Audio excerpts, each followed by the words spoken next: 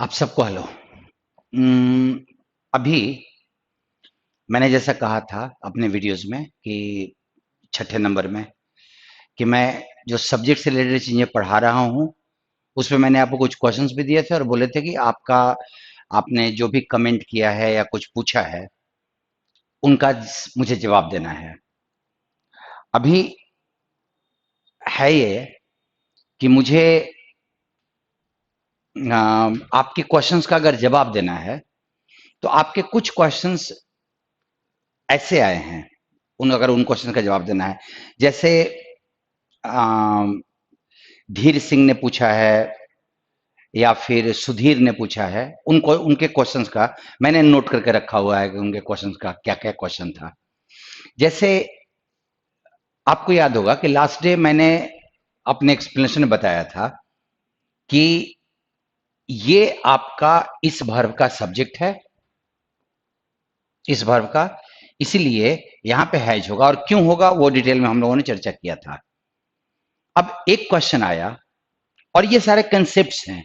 इन concepts को जानना आपको एडवांस लेवल पे काम करेगा।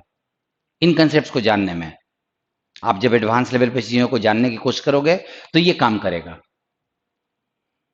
अब क्वेश्चन ये उठता है कि किसी ने अभी सुधीर, जैसे मुझे लगता है कि सुधीर ने मुझे पूछा कि क्या मैं जिसको सब्जेक्ट ले रहा हूं, इसको मैं इस टू का ऑब्जेक्ट नहीं मान सकता? क्योंकि हम लोगों ने कहा था ना कि ऑब्जेक्ट दो चीजों का होता है, एक प्रीपोजिशन का और एक वर्ब का। तो सुधीर का क्वेश्चन था कि क्या हम इसको ऑब्जेक्ट नहीं ले सकते? एक वैलिड क्वेश्चन है, बट इस चीज को समझने के लिए आप ये ध्यान दो कि आपके प्रीपोजिशन के बाद आने वाला जो शब्द होता है, उसको उस प्रीपोजिशन का ऑब्जेक्ट माना जाता है, जो नाउन आएगा।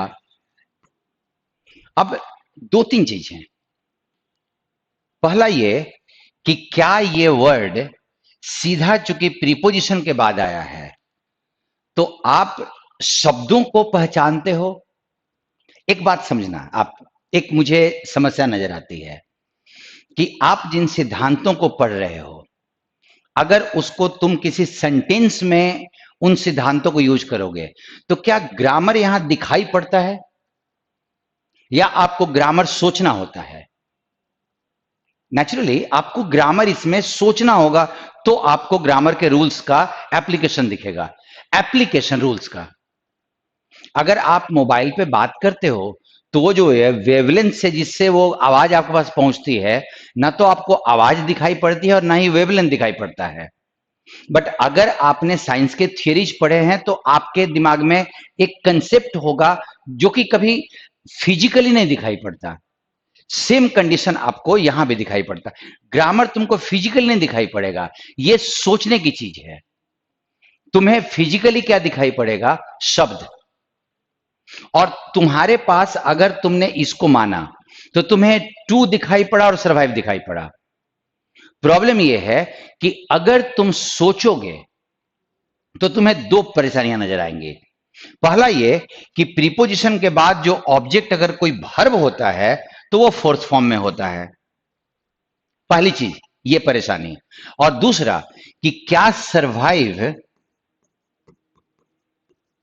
नाउन है, और अगर ये नाउन नहीं है, इसका नाउन सर्वाइवल होता है, तो यहां सर्वाइव कैसे है?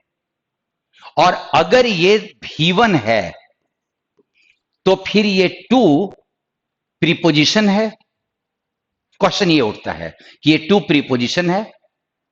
मैंने तुमको याद होगा, मैंने नॉन फाइनाइट में अब वो कहा था कि नॉन फाइनाइट वर्ब का एक फॉर्म होता है टू भी1। अब आपको ये सोचना होगा कि अगर मैंने लिखा टू भी1 तो क्या इस प्रीपोजिशन, ये प्रीपोजिशन है और इस प्रीपोजिशन के बाद कोई वर्ब आया हुआ है, वो भी फर्स्ट फॉर्म में, फोर्थ फॉर्म में नहीं। क्योंकि ये यूनिवर्सल रूल है कि प्रीपोजिशन के बाद अगर कोई वर्ब उसका ऑब्जेक्ट होगा तो वो फोर्थ फॉर्म में होगा, यूनिवर्सल है। तो फिर आपको इस टू के बारे में, एक तो अब ऑब्वियस चीज थी जो कि आपने नॉन फाइनाइट वर्ब के फॉर्म के बारे में, फॉर्म में जो हम लोगों ने पढ़ा था वो आपने इग्नोर कर दिया। आपने फिजिकली देखा कि टू लगा हुआ है, उसके बाद एक वर्ड आया है, तो हमको इसको टू का ऑब्जेक्ट मान लेते हैं। देखो, टू को समझाना जरूरी है। मैं आगे के लेवल पे जब बात करूंगा ना, तो बेसिक बेसिक चीजों में जहां जहां कुछ कमी है उसको आप डील करते चलो। बाकी और किसी भी प्रीपोजिशन में ये परेशानी नहीं है, टू में परेशानी है। टू को आपके ग्रामरियंस ने, जिन्होंने ग्रामर को बनाया, उन्होंने दो तरीके से इसको यूज करने को डिसाइड किया। पहला टू जो वर्ब का बेस फॉर्म बनाने के लिए इस्तेमाल किया जाता है। आप जब सुनते हो कि वर्ब के 5 फॉर्म होते हैं, तो ये किसी न किसी ऐसे वर्ब के 5 फॉर्म हैं जिनका कोई एक रूट होता होगा। इस रूट से first form, second form, third form, fourth form, fifth form बना होगा। अब इसमें थोड़ी कंट्रोवर्सी है। बहुत सारे लोग ये बोलते हैं, फॉरेन ग्रामरियंस, कि V1 को हम बेस फॉर्म मान लेते हैं, तो फिर तुम उसको V1 मत बोलो, उसको वर्ब बोलो। मेरा अपना कंसेप्ट है कि अगर आपने उसको 1 2 3 4 का नाम दिया, तो वो किसी चीज का 1 2 3 4 है। जैसे 2 है वैसे ही 1 भी है। तो वो जो बेस फॉर्म बोलते हैं, मुझे उसके वो फर्स्ट फॉर्म नजर आता है। और हकीकत यह है कि वर्ब का बेस फॉर्म होता है टू V1। समझना अभी इसको, कंक्लूजन पे मत पहुंचना अभी तुरंत में। टू V1 जिसमें से टू प्रीपोजिशन नहीं है, ये दोनों यूनिट मान के। अब दिमाग में बात आती है हम लोगों को, अगर अब मैंने कभी इसको डिसाइड नहीं किया, क्योंकि मैंने आज तक किसी किसी ग्रामर किताब में ये नहीं देखा कि उन्होंने ये डिसाइड किया हो कि ये टू क्या होता है। यहां का टू, दूसरा वाला टू नहीं, जो हम लोग बाद में डिस्कस करेंगे। अब मेरा भी अपना प्रेफरेबल कंसेप्ट ये है कि टू V1 को मैं बेस फॉर्म मान लेता हूं, जिसमें से टू प्रीपोजिशन नहीं है।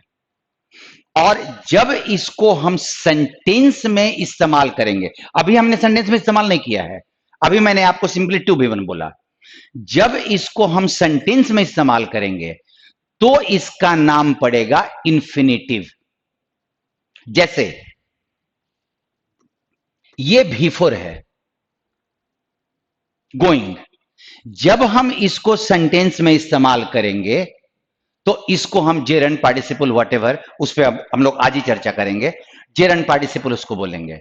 लेकिन वो ऐसे अगर तुम फिजिकली लिखा हुआ है तो V4 फॉर्म है। जैसे फर्स्ट फॉर्म है, सेकंड फॉर्म है, थर्ड फॉर्म है, फोर्थ फॉर्म है, वैसे फिफ्थ फॉर्म है। सेंटेंस में यूज होने के बाद उसका एक नाम होगा। ये वर्ब का बेस फॉर्म है जिसके 5 फॉर्म होते हैं अलग अलग। और अगर इस बेस फॉर्म को तुम सेंटेंस में यूज करोगे, तो इसको टू V1 इंफिनिटिव कहा जाएगा।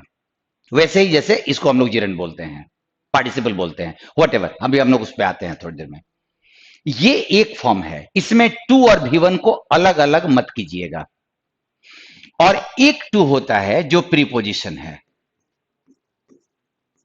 अब चक्कर ये है कि अगर हमने बोला कि टू प्रीपोजिशन है, तो प्रीपोजिशन के बाद वर्ब भी आ सकता है, तो वो वर्ब अपने फोर्थ फॉर्म में आएगा।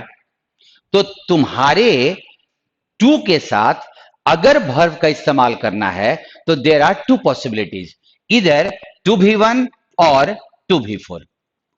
अब ये वर्चुअली बहुत कॉम्प्लिकेटेड कंसेप्ट है कि कहां पे हम टू V1 लेंगे और कहां पे हम टू V4 लेंगे। अब इसको सुलझाने का इसका एक तरीका है। तरीका यह है कि तुम्हें वो सारे शब्द याद रखने होंगे, मोटा मोटी जनरली, क्योंकि तुम कितने हमारी जरूरतों के हिसाब से वो शब्द याद रखने होंगे जिनके साथ प्रीपोजिशन टू फिक्स्ड आता है। जैसे मैं तुमको एक एग्जांपल दूं, जानी पहचानी चीजें हैं। जैसे अगर मैं इंडिफरेंट बोलूं और अगर बोलूं कि इसके साथ क्या प्रीपोजिशन फिक्स्ड है, तो आप में से सब लोग बोलेंगे कि टू होगा। कमिटेड के साथ टू होगा, कमिटेड के साथ टू होगा, प्रीपोजिशन ये फिक्स्ड है। अब इस टू को, ये टू प्रीपोजिशन है जो इस शब्द के साथ फिक्स्ड है, ये वाला प्रीपोज टू। अब इसके बाद अगर किसी वर्ब को रखना होगा ना, तो वो फोर्थ फॉर्म में जाएगा, वो फर्क। जैसे he is committed to finishing his work by Sunday. He is committed to finishing, क्योंकि हमने टू फिनिश नहीं बोला, हमने बोला कमिटेड टू, ये फिक्स्ड है। तो आपको उन सारे वर्ब्स को याद करना पड़ेगा, वर्ब्स को, नाउन्स को, एडजेक्टिव्स को, जिनके साथ टू प्रीपोजिशन आता है, और वहीं पे टू तुम्हारा प्रीपोजिशन है, और उसके बाद अगर कोई वर्ब आएगा तो वो फोर्थ फॉर्म में जाएगा, फोर्थ फॉर्म में जाएगा। इसको तुम ये ग्रामर के रूल से समझ के, क्योंकि मैंने अपने 2-4-6 महीने मैंने इसको इस पे रिसर्च किया कि क्या कोई रूल बनाया जा सकता है, एंड आई फाउंड नो, कोई रूल नहीं बन सकता। तुम्हें बस इतना ही ध्यान रखना होगा कि तुम्हें वो शब्द याद रखने होंगे जिनके साथ टू प्रीपोजिशन फिक्स होता है। For your benefit, for your ease, मैं उनको कोशिश करूंगा कि वो सारे शब्द, वो जनरली मतलब मेजॉरिटी जिनके साथ टू प्रीपोजिशन आता है, वो मैं आपको प्रोवाइड करा दूं लिंक में एज ए डॉक्यूमेंट। मैं आपको जब जिस दिन मैं प्रोवाइड कराऊंगा उस दिन आप उसको ले लेना, और उस टू के बाद अगर वर्ब आएगा डाउनलोड कर लेना, तो आपका वर्ब फिर फोर्थ फॉर्म में होगा। और अगर वो शब्द नहीं है तो ये टू प्रीपोजिशन नहीं है, वो इन्फिनेटिव के तौर पे सेंटेंस में यूज हुआ है। अब अगर इस चीज को तुम यहां देखो तो ऐसा कोई वर्ड नहीं लगा जिसके साथ टू प्रीपोजिशन फिक्स्ड है, वर्ल्ड के साथ टू नहीं आता, तो ये इन्फिनेटिव है। और ये इन्फिनेटिव है, तो जब हम इन्फिनेटिव को यूज किए तो वो उसको नाउन के तौर पे हमने लिया, क्योंकि नॉन फाइनाइट वर्ब में को इन्फिनेटिव जेरंड को हम नाउन के तौर पे यूज करते हैं, और वो इस वर्ब का सब्जेक्ट हो गया। सो आपका ये टू कैसा होता है वो मैंने समझाया। फर्स्ट क्वेश्चन ये था। सेकंड क्वेश्चन एक बड़ा इंटरेस्टिंग आया था, और वो मैं आप लोगों के साथ जरूर डील करना चाहूंगा। और इस परेशानी से मैंने पीड़ित होते हुए, मैं नहीं बोलूंगा कि वो कोई कंसेप्ट है, उससे मैं पीड़ित होते हुए मैक्सिमम लोगों को देखा है। शायद आप लोग भी उसमें हो, पीड़ित होते हुए। और उस चीज को मेरा अपना एक ओपिनियन है कि प्लीज प्लीज प्लीज उसको सही कर लो, सही करो। वो था, मैं आपको दिखाऊं, वो जो परेशानी थी वो इस क्वेश्चन में था। अब ये क्वेश्चन था धीर सिंह का, ये राजस्थान से हैं। धीर सिंह ने एक चीज बोला कि आपको याद होगा कि मैंने कहा था कि ये ड्राइंग रूम नाउन है, नाउन के पहले एडजेक्टिव आया, और एडजेक्टिव के पहले एलिगेंटली एडवर्ब होगा। धीर सिंह ने एक चीज कहा, उन्होंने एक क्वेश्चन पूछा कि ये प्रेजेंट पार्टिसिपल है, पहली चीज, उसके पहले एक पास्ट पार्टिसिपल लगा है, तो क्या दो पार्टिसिपल को हम अगल बगल इस्तेमाल कर सकते हैं? उनका ये क्वेश्चन था, ये क्वेश्चन आया। तुम लोग भी शायद आइडेंटिफाई करोगे कि V4 को प्रेजेंट पार्टिसिपल कहा जाता है, इसको पास्ट पार्टिसिपल बोलते हैं, और इसको ये तो अब हमें चेंज करना था, क्या दो पार्टिसिपल का इस्तेमाल होता है?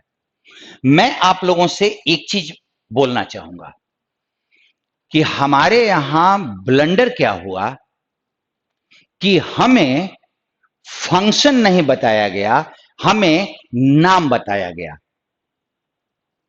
ये आप लोगों को सबसे बड़ा, अब आप लोगों के साथ कंसेप्ट के डेवलप करने में सबसे बड़ी चीज कि हमें ये नहीं बोला गया कि पार्टिसिपल को यूज कैसे करते हैं सेंटेंस में।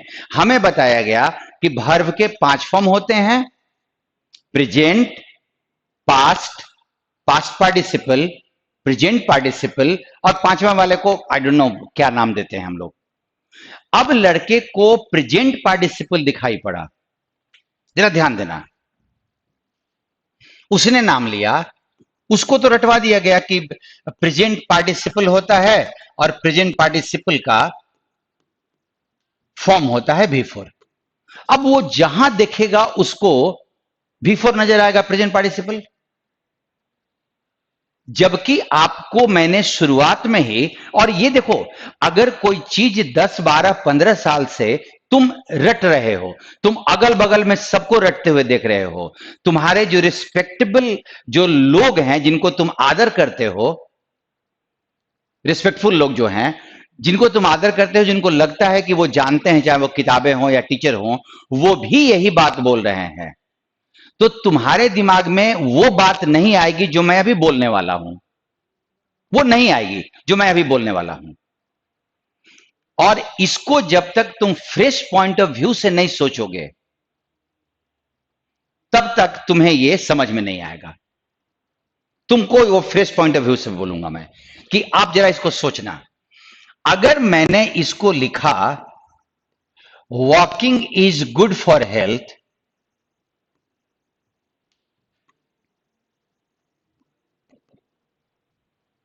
तो आप इसको जेरंड क्यों बोल रहे हो? आपने ये क्यों नहीं बोला कि present participle is working as a subject? आप इसको जेरंड क्यों बोल रहे हो? आप इसको नाउन क्यों घोषित कर रहे हो? वर्बियल नाउन क्यों बोल रहे हो? पहली चीज। दूसरे, कि आपका प्रेजेंट पार्टिसिपल एक उस वर्ब के फॉर्म का नाम है जो कि इम्प्रैक्टिकली सिर्फ नाम तक सीमित है, उसका कोई यूज नहीं है। तुम जब तक पार्टिसिपल, क्योंकि वही फॉर्म जेरंड का भी होता है, यही V4 जेरंड भी होता है। अभी अगर मैं हैविंग V3 बोलूं, हैविंग V3, तो हो सकता है कि आपको एक स्टेप और पता है कि ये परफेक्ट पार्टिसिपल है, बट ये जेरंड भी तो है, ये परफेक्ट जेरंड भी तो है। वो एक नाम था जिसका कोई ग्रामेटिकल इंप्लीकेशन नहीं है। अपने दिमाग में इंप्लीकेशन मतलब कोई उसका अर्थ ग्रामर में नहीं निकलेगा। इस हैविंग V3 को तुम पार्टिसिपल की तरह सेंटेंस में यूज करो, इस हैविंग V3 को तुम जेरंड की तरह सेंटेंस में यूज करो, ये तुम्हारी मर्जी है। तुम उसको नाउन की तरह यूज करो। इस प्रेजेंट पार्टिसिपल को डेवलपिंग कंट्री में तुम एडजेक्टिव की तरह यूज करो, तुम्हारी मर्जी है। लेकिन तुम हर जगह पे प्रेजेंट पार्टिसिपल बोलोगे, तो तुम पहले पार्टिसिपल का यूज क्लियर करो कि पार्टिसिपल होता क्या है, how is it different from adjective, how is it different from gerund. ये तुम्हें क्लियर होना पड़ेगा, क्योंकि वो उसका नाम था जिसके 3 अलग अलग इस्तेमाल होते हैं। इसीलिए मैं ये बात बोल सकता था कि ये प्रेजेंट पार्टिसिपल है, ये पास्ट है, मैं ये बोल सकता था, बट ये आपको सिवाय कंफ्यूजन के, और जिन लोगों के मुंह से निकलता है ना, मुझे सिंपली कंफ्यूजन ही नजर आता है। मैं एक एग्जांपल देता हूं। इस V4 को आप जब जेरंड की तरह यूज करते हो तो that is not present participle, that is verbal noun. वो एक वर्बियल नाउन है, और जो नाउन की तरह यूज होगा, जैसे नाउन सब्जेक्ट या ऑब्जेक्ट बनता है, वैसे ही ये तुम्हारा जेरंड सब्जेक्ट या ऑब्जेक्ट बनेगा। First thing. सेकंड में आप उसको पार्टिसिपल बोल सकते हो, बट वो एक जगह पे एडजेक्टिव की तरह यूज होता है, और एक जगह पे वो पार्टिसिपल की तरह यूज होता है। पार्टिसिपल की तरह यूज होता है। तो आपको क्या पार्टिसिपल, एडजेक्टिव और जेरंड के अलग अलग यूसेज नजर आते हैं, आप जानते हो, या सिंपली आपने एक नाम याद रख लिया है प्रेजेंट पार्टिसिपल? धीर सिंह, आप ध्यान दीजिएगा मैं आपकी बात को। मैं इस जगह पे ड्राइंग रूम लिखा हुआ है, तुमने फॉर्म देख के, जैसे किसी ने 2V1 देख के टू को प्रीपोजिशन मान लिया और आगे वाले वर्ड को उन्होंने सोचना छोड़ दिया। वैसे ही आप अभी क्या कर रहे हो कि आप इसको फॉर्म देख के आपने घोषित कर दिया। अगर मैं यहीं पे ड्राइंग रूम के जगह पे स्टोर रूम लिखता तो आप क्या करते? आप तब क्या बोलते इसको? तब आप बोलते ना कि कंपाउंड नाउन है, दो नाउन एक साथ आके एक चीज को इंडिकेट कर रहा है। यहां ड्राइंग क्या वर्ब है, चित्र बनाना है। इस ड्राइंग का मतलब क्या होता है? जरा सोचिएगा कि इस ड्राइंग का मतलब क्या होता है। अगर ये पार्टिसिपल है तो किसी वर्ब का भी फोर है, और उस वर्ब का ड्रॉ का मतलब होता है तस्वीर बनाना, खींचना इत्यादि आदि होता है। तो फिर इस ड्राइंग का मतलब क्या है? जरा सोचना तुम। स्टोर का तो मतलब निकलेगा, ड्राइंग का क्या मतलब निकलेगा? आप सोचो। यहां पे जैसे दो नाउन मिलके कंपाउंड नाउन बना है, वैसे ही दो नाउन मिलके यहां पे भी कंपाउंड नाउन बना है। अब इसको कहीं भी फोर लगे तो आपको, चूंकि वो तीन तरीके से सेंटेंस में होता है, तो आपने बचपन से यही पढ़ा है ना, पार्ट्स ऑफ स्पीच का डेफिनेशन। आपने तो कभी नाम से तो डिसाइड नहीं किया पार्ट्स ऑफ स्पीच में। पार्ट्स ऑफ स्पीच में क्या बोला गया? The words on the basis of their function are divide into 8 categories. Function के आधार पे, और जब फंक्शन डिसाइड करना है, और तुम यहां फंक्शन के आधार पे नहीं, फॉर्म के आधार पे तुम बोल रहे हो। फॉर्म के आधार पे, फंक्शन के आधार पे नहीं। और फॉर्म के आधार पे देखने में ना भाई आफत हो जाती है। आईएनजी लगा हुआ है तो आज तक तो फॉर्म यही बोलती है, क्रिया है। तो मैं राम इज प्लेइंग अगर मैं बोलूं तो मैं ये ले सकता हूं ना, subject plus is plus present participle. मैं ये बोल सकता हूं, या इज प्लेइंग खुद ब खुद एक प्रिंसिपल फाइनाइट वर्ब है। क्या वहां पे प्लेइंग का प्रेजेंट पार्टिसिपल का नाम बोलना जरूरी है, या इज प्लेइंग को फॉर्म के तौर पे देखना जरूरी है? आप सोचिए धीर सिंह। इसीलिए मेरा अपना ओपिनियन यह है कि कभी भी कोई नया नाम मिले, या फिर जो आप बचपन से नाम जानते हो, जरा उसको कुरे दो, और हर नाम को सेंटेंस में किन किन फंक्शंस में यूज किया जाता है ये चेक करो। ये चेक करो rather than कि सिर्फ नाम याद किया जाए। Otherwise it's going to cause trouble, going to cause trouble. तुम्हारा पास्ट पार्टिसिपल कहीं पे पार्टिसिपल के तरीके से यूज किया जाता है, कहीं पे एडजेक्टिव की तरह यूज किया जाता है। और जब ये पार्टिसिपल की तरह यूज होता है, अकेला भी थ्री, अकेला भी थ्री जब यूज होगा, और जब मैं इन्फिनिटिव जेरेंट पार्टिसिपल करूंगा तो ये सारे यूसेज आपको बताने हैं मुझे। जब ये भी थ्री पार्टिसिपल के तौर पे यूज होगा तो इसको पैसिव पार्टिसिपल कहा जाता है। अब आपको पैसिव क्यों हो गया, ये दिमाग में आई बात? जरा सोचिएगा कि ये पैसिव कैसे हो गया। सोचिए, पैसिव किसका होता है? वर्ब का होता है।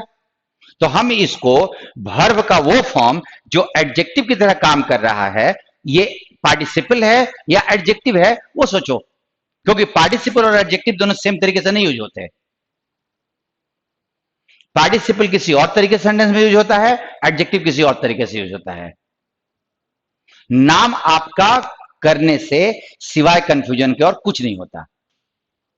सो आई होप कि आप फंक्शन पे नजर रखोगे, आप नामकरण संस्कार पे नहीं करोगे। मैं हमेशा लड़कों से पूछता हूं कि भाई, मैंने बहुत बार पूछा है लड़कों से, क्लास में अपने ऑफलाइन हमेशा पूछते रहता हूं कि आपने, अगर आप हिंदू हैं तो आपको गायत्री मंत्र तो सबको याद होता है, बचपन से हमें रटवाया जाता है, ओम भूर्भुवः स्वः तत्सवितुर्वरेण्यम भर्गो देवस्य धीमहि इत्यादि आदि। लेकिन अगर उन्हीं से एक स्टेप और पूछा जाता है कि तुमको पता है कि तुम भगवान के सामने में हाथ जोड़ के क्या बोल रहे हो, क्या मांग रहे हो, क्या प्रार्थना कर रहे हो, अर्थ क्या होता है इसका? मैं 99% लोगों को देखता हूं कुछ नहीं पता है, अर्थ नहीं पता है। अब जरा सोचिए आप कि जब आप हाथ जोड़ के ईश्वर से प्रार्थना कर रहे हैं और आप क्या बोल रहे हैं आप ही को नहीं समझ में आ रहा है, तो मन में भाव कैसे आएगा? मन में भाव कैसे पैदा होगा? और ऐसी ही कुछ हालत हमें यह बोला गया कि तुम अगर उस मंत्र को उच्चारण कर रहे हो तो तुमको पुण्य मिलेगा, तुम समझो या मत समझो। जरा एक बात सोचो आप लोग, कितनी लॉजिकल बात है ये कि तुम्हें समझ में आए चाहे नहीं आए तुम उच्चारण करो। तब तो अगर मैं बोलूं कि तोते को अगर बहुत चीज रटता है तो उसको समझ में भी आता होगा, उसको पुण्य भी मिलता होगा अगर तोता राम राम करना सीख लिया है तो। सर, जब तक बात नहीं समझ में आएगी, भाव नहीं समझ में आएगा, मतलब उसके उसके थॉट्स, तब तक आपके मन में भाव नहीं आएगा। और हमें उसी तरह से करा दिया गया है, ये प्रेजेंट पार्टिसिपल होता है, पास्ट पार्टिसिपल होता है, फ्यूचर पार्टिसिपल होता है, पता नहीं क्या क्या। तो फिर तुमको यूज कैसे करने आएगा? और तुम्हें यूज करने से तुम परेशान हो। नामकरण तो बचपन से करा दिया गया है, इसीलिए नामकरण छोड़ो, उसका यूज सीखो। एंड देन किसी ने, रोहित पटेल ने कहा कि मैंने कहा कि 2 डिटरमाइनर का इस्तेमाल हो सकता है। रोहित ने कहा कि क्या 3 डिटरमाइनर का इस्तेमाल किया जा सकता है? रोहित पटेल, ध्यान रखिएगा कि 3 डिटरमाइनर का इस्तेमाल एक साथ नहीं होता, 2 अलग अलग ग्रुप के डिटरमाइनर्स साथ में इस्तेमाल किए जा सकते हैं। अगर हम लोगों ने डिटरमाइनर को किया तो कौन से ग्रुप के साथ कौन सा डिटरमाइनर अलाउड है किसी और ग्रुप का, वो हम लोग विस्तार में डील करेंगे। 3 नहीं हो सकता है। सो एक और चीज था कि इस सेंटेंस में यहां पे आप में से किसी ने कहा कि हम बी का ऑब्जेक्ट इंट्रोडक्शन को नहीं ले सकते जिसको हमने सब्जेक्ट माना था। अब मेरा क्वेश्चन ये है कि ये एक